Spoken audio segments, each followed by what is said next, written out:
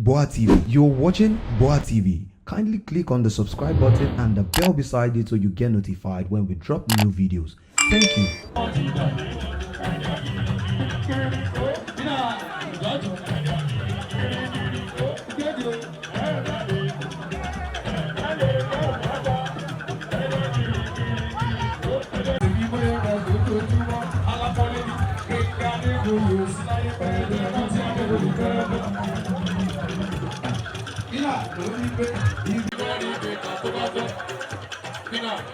Ọmọwé ló wọ sùn, àwọn alábẹ́ ló wọ jí.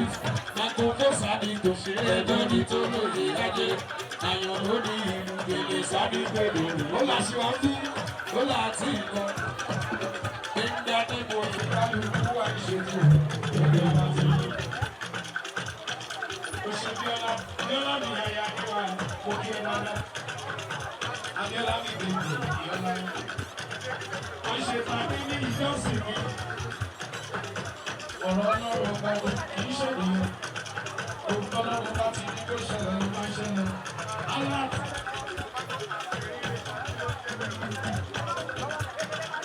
Ẹ̀dá ò dá ẹbí ọlọ́run wo.